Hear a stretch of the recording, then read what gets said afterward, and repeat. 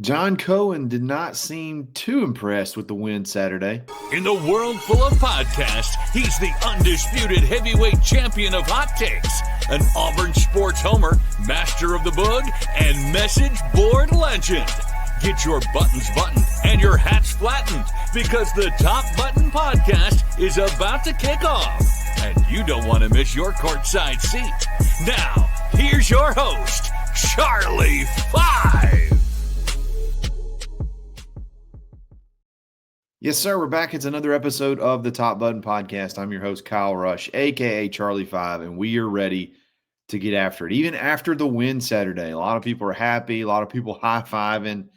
A lot of people think this may quiet the noise around Hugh Freeze and his job security. It didn't seem to impress John Cohen that much. And we'll talk about the comments that he made that weren't exactly a vote of confidence. We're going to talk about Xavier Atkins and just how incredible he's been and how valuable he is to this defense. And then, hey, we got a basketball game this weekend, and we picked up a big basketball commit. We're going to talk about that as well. But before we do that, we're going to give a quick shout-out to Rhoback.com. Use coupon code BARN20 to take 20% off your order. Polos, hoodies, pullovers, doesn't matter. They got it all. They got Auburn licensed apparel. They got hoodies there. They got sweaters. They got polos, everything you can imagine that you like that's Auburn, they got it. And then they have everything else as well, too. So save big. Use that coupon code. Take 20% off your order. It's Rhoback.com. I think a lot of people – there's really two camps. There's like a camp that just wants to see Auburn win. And then I think there's a camp that like just extremely wants Hugh Freeze gone. And I can understand the arguments on both sides. I really can.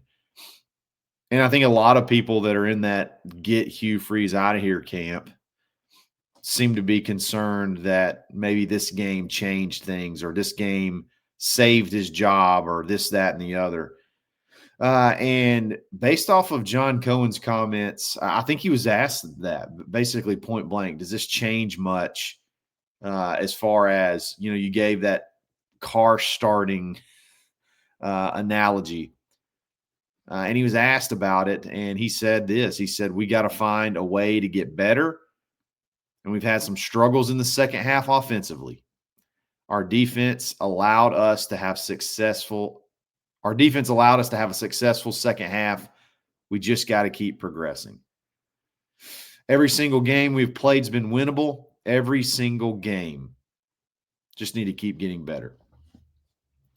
I don't know if that's the answer you want to hear if you're Hugh Freeze. I think maybe you're hoping you get that. We're going to support him.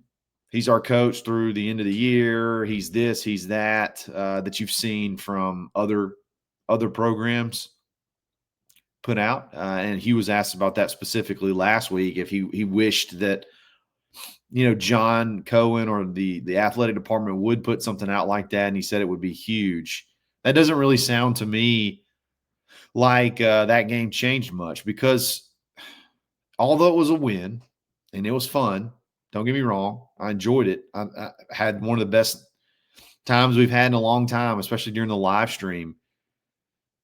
The same issues keep plaguing you. The issues in the red zone. The issues in the second half. Now, I don't know if sometimes field position can work against you.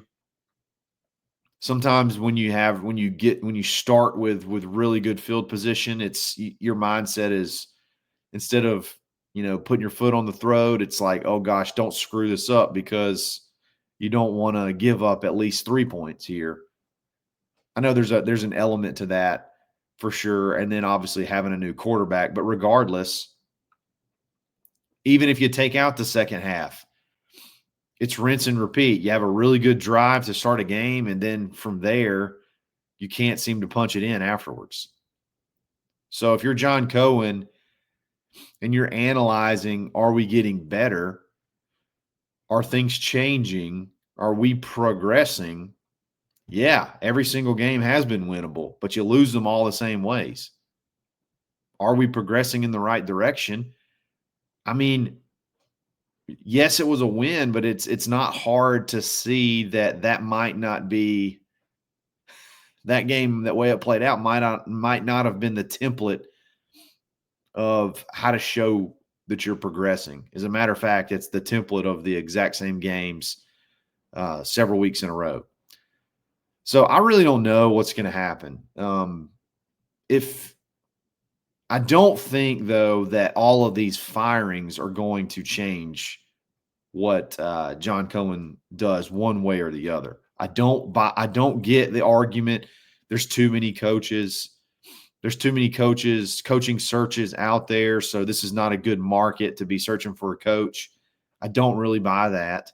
I mean, again, I don't want to just keep beating this into the ground, but you just look at the top 25, and it's not littered with whales. What I mean by whales, it's not littered with coaches that have been like poached from top programs. There's not a lot of, big time hires where you took a sitting Power 5, you stole a sitting Power 5 coach from another Power 5 school. There's just not a lot of that. I see a lot of coordinators. I see a lot of G5 coaches that have been, called up. I see a lot of lower tier Power 5 coaches that get better jobs, get promotions. I just don't think, most people when they're talking about coaches, you're only talking about like 3 or 4 names. There's a lot of good football coaches out there. And you can't, if you feel like you got to make a change, you definitely don't let what others do hinder you. You got to do your own search. You got to do your own thing, and you got to figure it out on your own. So I definitely don't think that's going to play into really anything as far as the decision-making process. I think that would be a silly hindrance if that's the move you want to make. Now, if you want to stay with what you got and try to make some changes, Hugh mentioned, we talked about it last week, that, everything was on the table as far as possibly looking at an offensive coordinator, bringing in a full-time play caller, offensive coordinator, that could still be on the table. Regardless, it doesn't seem like status quo is what John Cohen's looking for. We're looking for getting better. And I'm not sure that he felt like that game was Auburn getting better. Now, you got a couple more opportunities to, quote unquote, get better. I'm so anxious to hear the press conference today, because I know like one of the first comments that's going to be asked, or questions that's going to be asked, is about Ashton. Is Ashton going to be the guy moving forward? It's going to really shock me, and I'll really question a lot of things if he's not. I can't imagine that stadium if Jackson's called as the starter on Saturday. I can't imagine what that's going to feel like and sound like if that happens on Saturday. I just don't think it makes a ton of sense moving forward. So I'm very curious to see what happens there, and then the game plan you put together, and then can you go finish and play a complete game? Just haven't had a complete game offensively in quite some time. And yes, your defense continues to bail you out and keep things close.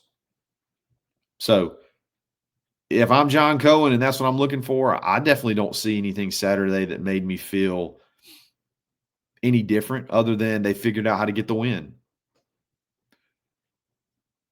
Still several weeks left, obviously, in the season. We'll see how things go. It should be interesting for sure. But I don't stop looking at elsewhere. Stop looking at other teams. That's not going to affect what Auburn does, positive or negative. Get rid of him or keep him. What other teams do is not going to weigh in whatsoever. It would be silly, again, if that were the case. I want to talk about Xavier Atkins in a second. Man, oh man. What a guy. We'll talk about him in basketball in just a second. We'll be back right after this.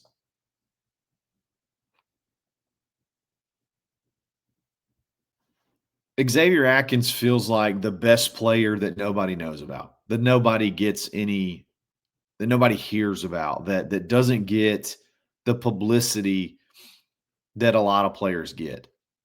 And maybe it's because he came out of nowhere. Maybe it's because maybe he's a little bit undersized, or that maybe he's not quite the top draft prospect yet. Anyway, but what a freaking season he's having, man! He is, that I'm not making a play on his name, but he is an X factor in a game. Like, he is a guy that can change a game. He can get a big stop, tackle for loss when needed. It feels like anytime you need a play, he's going to make it. He can rush the passer. I mean, he can sack the quarterback. He can get back there and get pressure on him. He can do a little bit of everything. He had an unbelievable game again on Saturday. He had the forced fumble, which I forgot to even talk about in the reaction show. Just a great football play.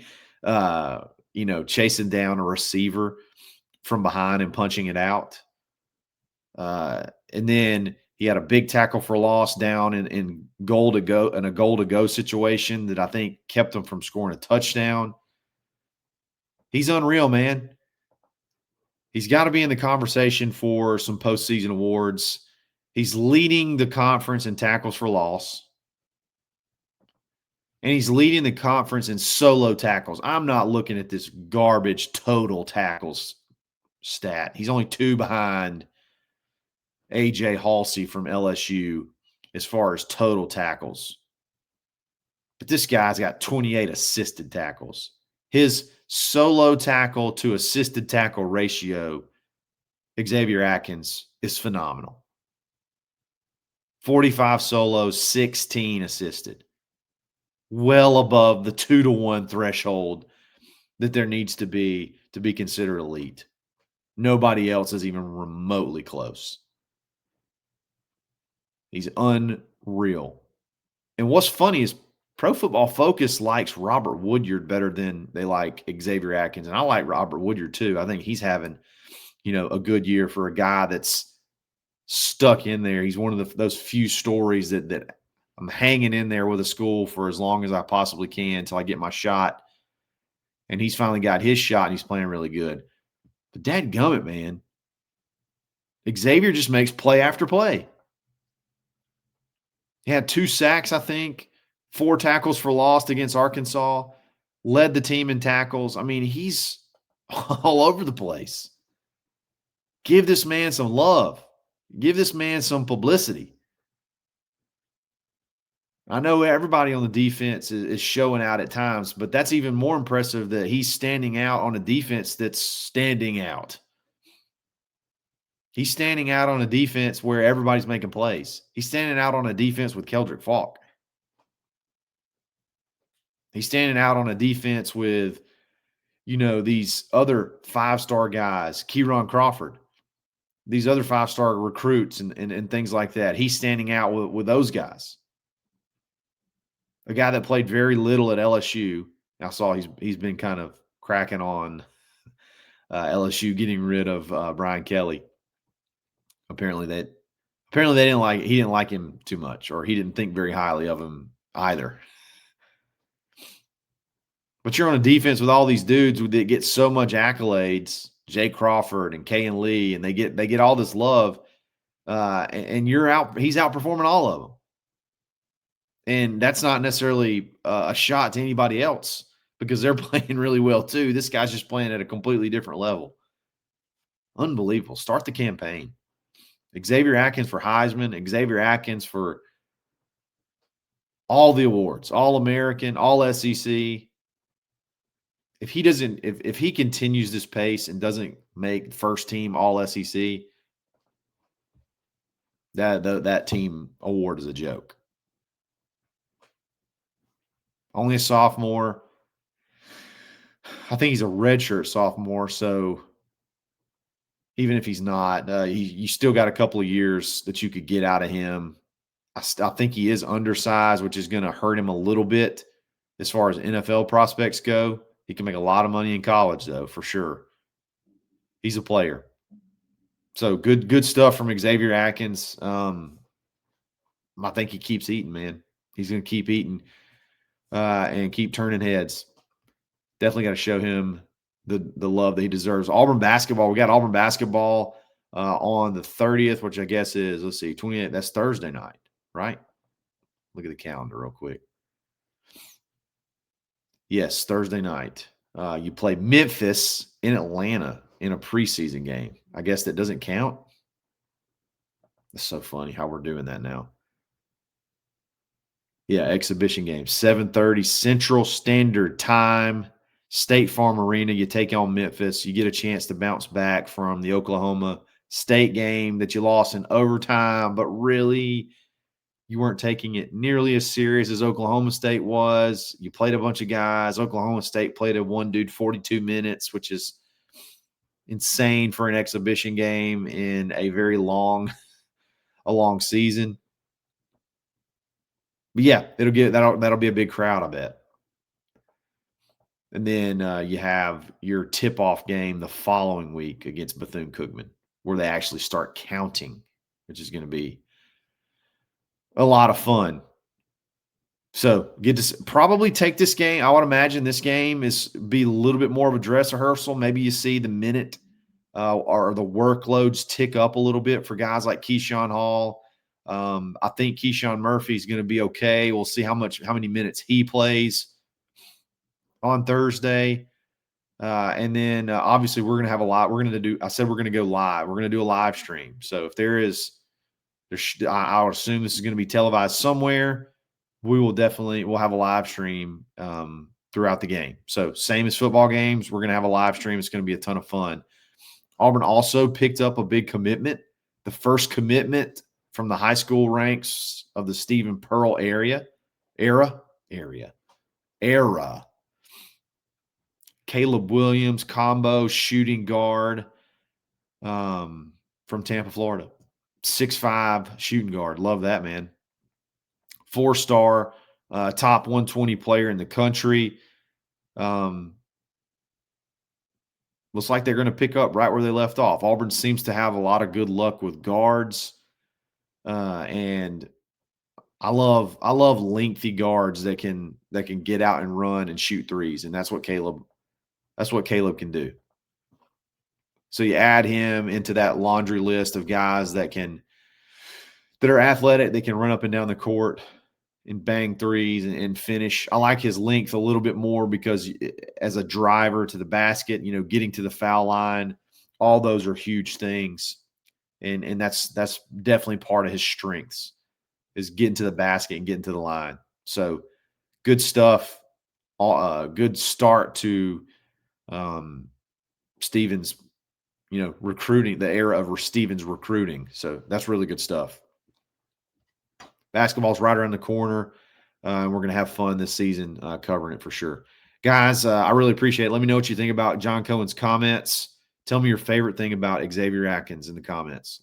Tell me your favorite thing, your favorite attribute of Xavier Atkins. And are you going to the game on Thursday? Are you going to the game on Thursday, or are you going to the game on Saturday? I'll be there Saturday. Say hi if you see me, and we'll talk the rest of this week, guys. It's another episode of the Top Button Podcast. Stay buttoned. Thanks for listening, and drive home safely.